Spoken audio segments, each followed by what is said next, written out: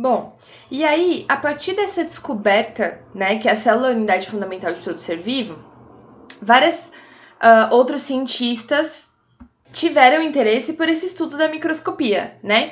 E aí, em 1831, Robert Brown veria pela primeira vez o interior de uma célula, porque até então a gente estava vendo a estrutura, né? Eu tava vendo, por exemplo, eu vejo uma casa, mas eu não vejo o que tem dentro, tá?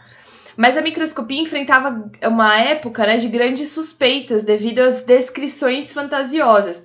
Somente em 1838, o uso do microscópio permitiu chegar à conclusão de que todos os seres vivos são formados por células, que aconteceu por meio de dois cientistas, que é o Matthias Schneider e o Theodor Schwann, tá? São esses dois cientistas aí que realmente afirmaram.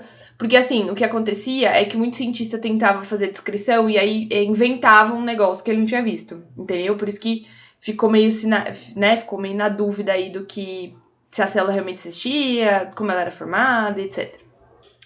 E depois, né, foi constituída, então, a parte da teoria celular, que se baseia em três conceitos fundamentais. Primeiro, todas as formas vivas são constituídas por uma ou mais células e pelas estruturas que por elas são produzidas, tá? As células são unidades morfofisiológicas e funcionais dos seres vivos, todo ser vivo é formado por célula, e toda célula se origina de uma célula pré-existente, tá? Isso tá nesse livro aí, Hominis, Célula é Célula, de 1855. Então a gente chega a essa conclusão, tá? Todo ser vivo é formado por uma ou mais células e todo o material que é produzido por elas.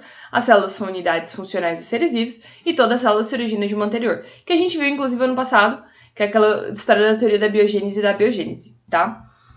Bom, e aí a gente entra na questão dos tipos de microscópio. Como é que a gente consegue visualizar a célula hoje em dia, tá? A gente tem o microscópio óptico, que é esse microscópio comum aqui, que é o que a gente tem lá no laboratório de vocês de ciências.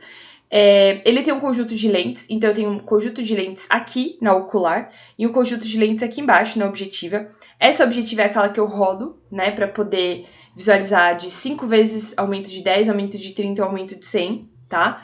Essas lentes, elas aumentam o que a gente pretende olhar, então se é uma estrutura um pouco maior, a gente olha num aumento menor para poder olhar como um todo, e se é uma estrutura muito pequenininha, a gente olha num aumento maior. Ele é formado por, no mínimo, duas lentes convergentes. Convergente porque converge a luz, né? Então a luz entra e é jogada tudo pro mesmo ponto, que é chamada de objetiva, que está próxima aos olhos, e a ocular embaixo. No desenvolvimento desse microscópio, tanto a objetiva quanto a ocular passaram a ser constituídas por um conjunto de lentes. Então não é só uma, são várias lentes, tanto em cima quanto embaixo, funcionando como dois sistemas de aumento de imagem em conjunto.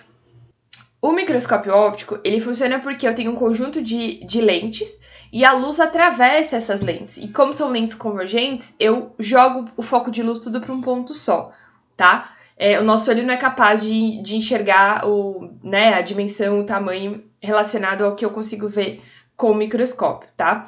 Então, a luz, ela atravessa a lâmina, tá? E chega no meu olho, por isso que eu consigo enxergar, tá? A luz vem aqui de baixo, ó, tá vendo? A lâmpada, o condensador.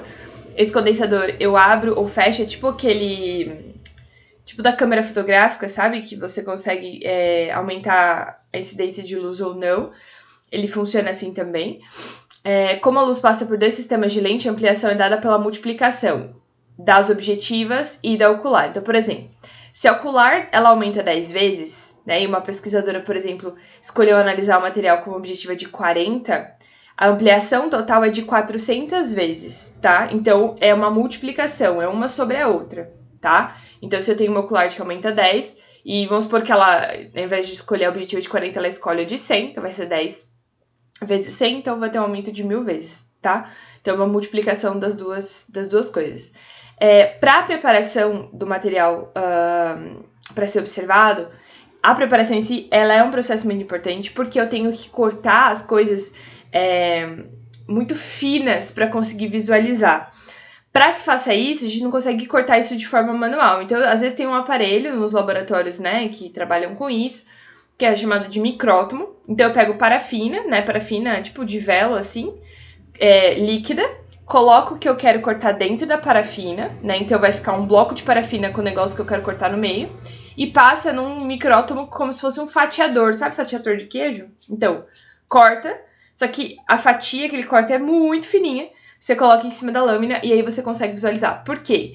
Porque se ficar tecido sobre tecido, a luz sofre difração e a hora que eu tô olhando eu não consigo enxergar o que é o que, tá? Então precisa ser um corte bem fininho mesmo. Bom, então aqui isso é o microscópio, né? A gente tem a base, né, o pé ou a base, a luz com a lâmpada e o diafragma. Aqui a gente tem o parafuso micrométrico e o macrométrico. O macrométrico movimenta essa bancada aqui, então aproxima ou, né, vai para cima ou para baixo. E o micro é um movimento sutil, só para você conseguir, a hora que você tá olhando no microscópio, você faz o ajuste, tá? A gente tem a mesa, onde coloca a lâmina, né, as objetivas e a lente.